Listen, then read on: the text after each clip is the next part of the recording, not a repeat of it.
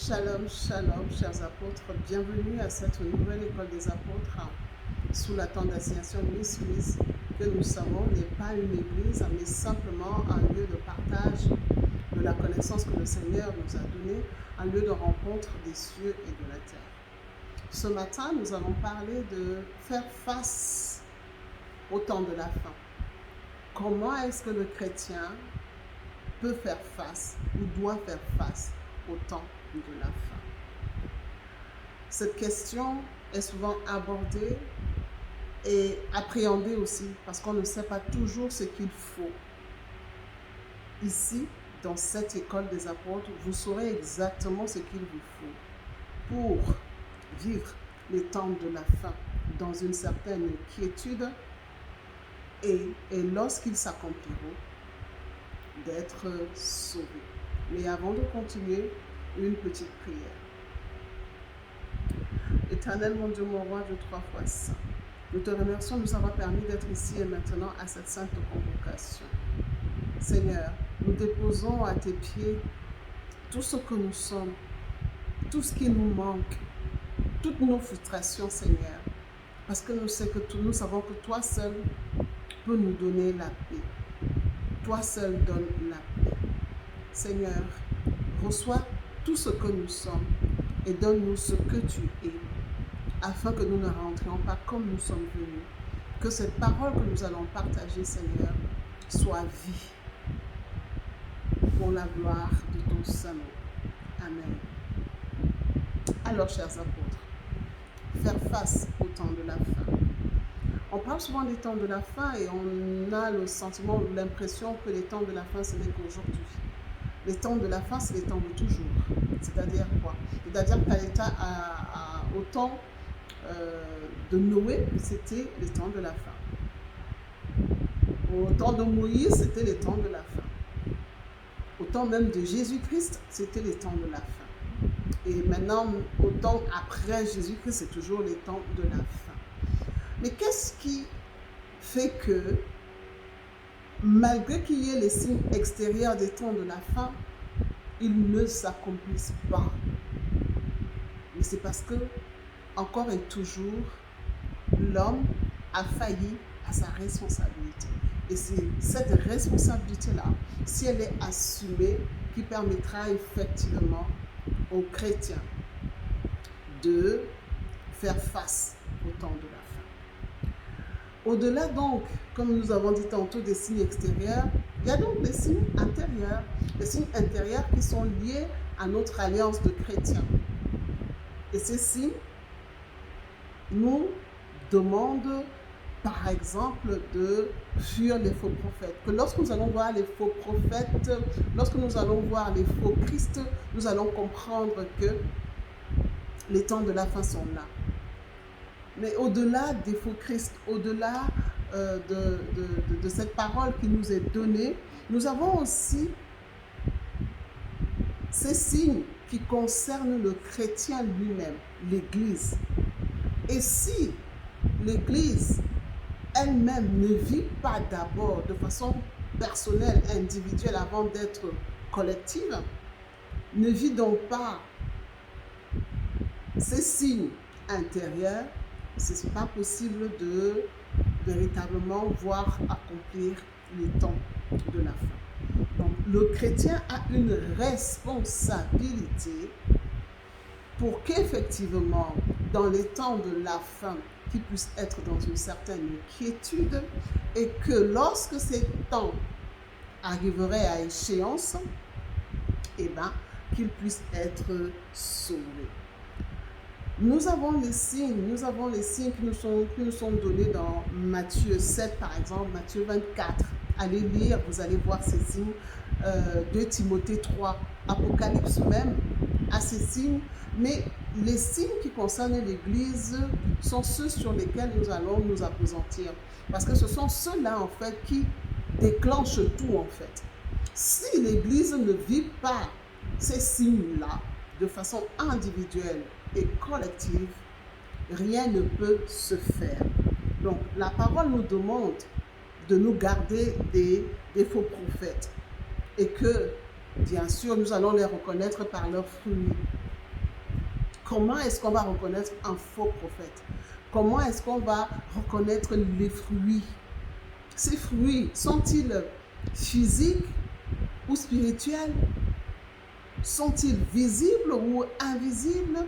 Est-ce que nous allons nous appesantir sur le fait qu'un homme de Dieu qui n'avait rien et qui se retrouve à un moment ou à un autre plus nanti qu'auparavant, qui peut faire des miracles, des prodiges, des délivrances et des guérisons, nous arrêter à ça? Je vous demanderai simplement de rentrer dans Luc 10. Lorsque les disciples, les 70 disciples que Jésus-Christ avait envoyés évangéliser, sont rentrés tout contents, tout fiers d'avoir délivré, d'avoir guéri des malades. Qu'est-ce que Jésus-Christ leur a dit? Il leur a dit, ne vous réjouissez pas d'avoir soumis les esprits. Réjouissez-vous parce que votre nom est inscrit dans les cieux. Ça veut dire quoi? Ça veut dire simplement que on peut faire des miracles, on peut faire des guérisons, on peut faire des délivrances sans que nous ne soyons sauvés.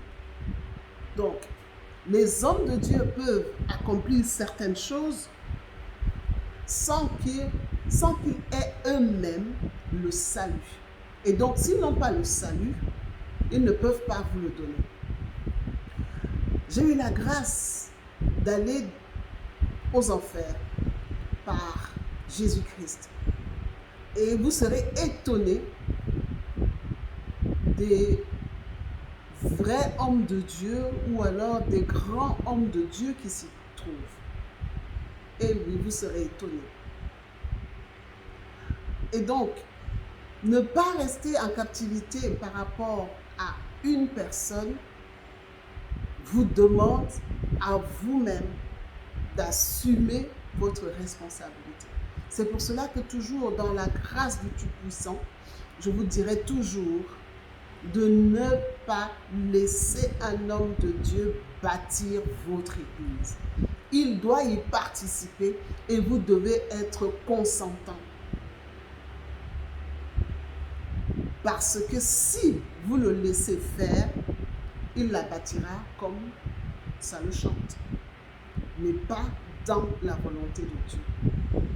Au-delà des faux prophètes que nous devons fuir, nous devons les reconnaître aussi par leurs fruits.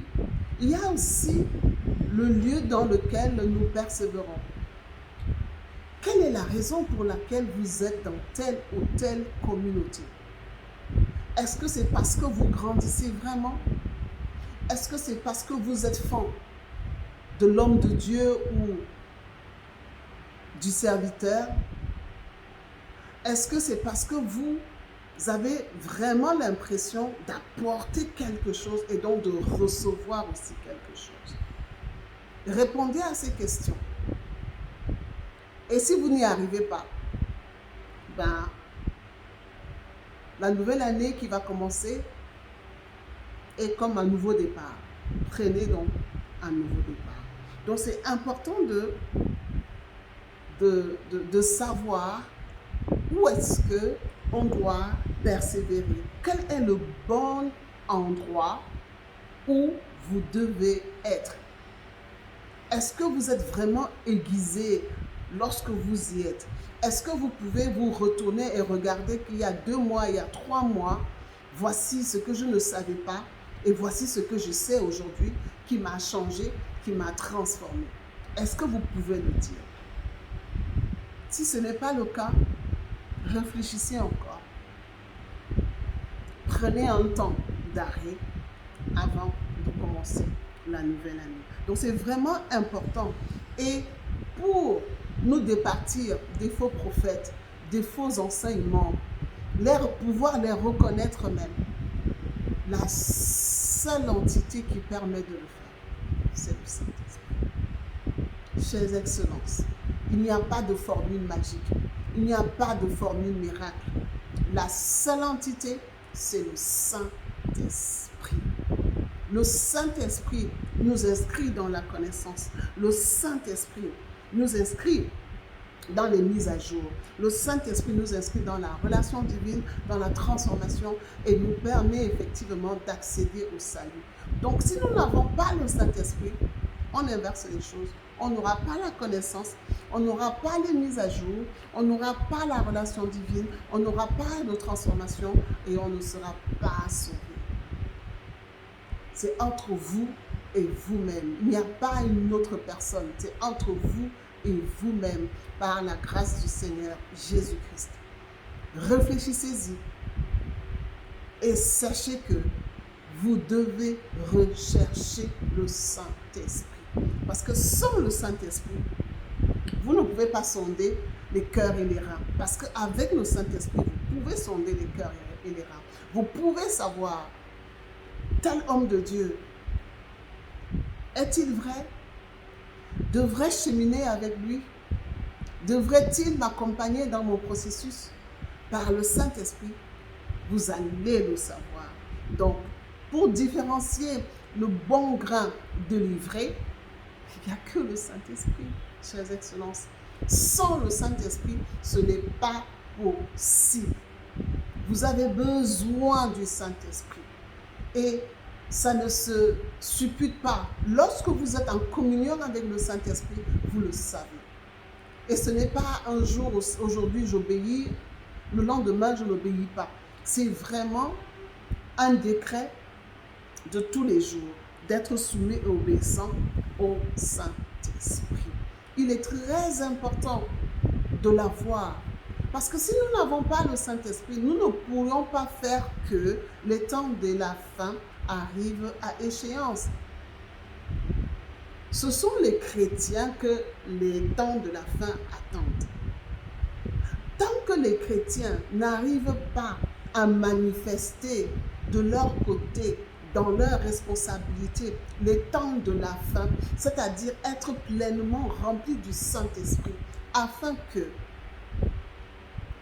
les vieillards prophétisent, les jeunes aient des songes, etc., etc., qu'il y ait vraiment un changement dans l'atmosphère, un changement dans le monde. Les temps de la fin, le retour de Christ, ce n'est pas possible. Chers excellences, il est très important de rechercher le Saint-Esprit parce que nul ne verra le Père sans le Saint-Esprit. Nul ne verra le Père sans le Saint-Esprit. Alors, recherchez-le. Qu'on ne vous mente pas. Qu'on ne vous raconte pas n'importe quoi. Vous-même, vous devez être dans la pleine conscience de ce qui se passe. Et pour y être, il n'y a que le Saint-Esprit. Le Saint-Esprit va vous guider. Le Saint-Esprit vous montrera le chemin. Le Saint-Esprit vous demandera où cheminer. Le Saint-Esprit vous apportera la connaissance. Parce que lorsque vous allez lire la connaissance, il vous donnera les enseignements sur les passages sur lesquels il veut vous faire apprendre quelque chose. Cette connaissance-là, ce n'est pas le savoir. Vous devez devenir ce que vous savez. Et ceci n'est possible que par le Saint-Esprit. Chers apôtres, vous devez bâtir votre Église. Elle doit vivre pour la gloire du Seigneur Jésus-Christ. Et parce qu'elle doit vivre, elle a besoin de cette lumière. Elle a besoin du Saint-Esprit. Cet esprit de connaissance, cet esprit de vie, cet esprit de restauration, cet esprit d'amour, cet esprit de miséricorde, cet esprit en fait de tout. Parce que le Saint-Esprit, c'est Dieu en un homme, Dieu manifesté en un homme. C'est la parole qui se fait chair, c'est la parole qui s'incarne. Alors, chers apôtres, parce que cela est un fardeau pour nous, le Seigneur nous a demandé d'amener la révolution dans l'Église. Cette révolution va commencer le 5 janvier avec 21 jours pour le Saint-Esprit. À vous d'accepter d'y être, à vous de vouloir véritablement soit établir la relation avec le Saint-Esprit, soit la faire performer, c'est-à-dire la faire grandir, la faire vivre de façon plus forte et intense. Le choix vous est donné, la vie vous est proposée, la mort aussi, à vous de choisir. Parce que le Dieu 3 fois saint nous a toujours laissé libre. Il nous a laissé le libre arbitre pour que nous puissions choisir pleinement, dans la pleine conscience de ce que nous avons à faire. Le Saint-Esprit, important, incontournable, de grâce, recherchez-le et vivez-le. La grâce nous est accordée à tous à partir du 5 janvier. On fera cela sur Zoom pour qu'effectivement la nouvelle année puisse commencer avec de nouvelles bases, avec des bases qui nous amènent à être plus proches, avec des bases qui nous amènent à grandir dans la volonté parfaite du Dieu 3 fois saint. Alors, chers apôtres, chères excellences, je ne suis que votre humble serviteur, apôtre Néma, selon Dieu et non les hommes, mis à part pour restaurer son adoration par la connaissance et le Saint-Esprit, et exerçant dans le gouvernement de Dieu. Que ce challenge qui vous est donné aujourd'hui, que cette révolution que nous allons mettre en route, que nous allons mettre en marche, par la grâce du Seigneur, soit votre portion, et que en fin de mois de janvier, que vous soyez un être différent. Que le Seigneur vous bénisse et vous garde. Shalom, shalom, shalom.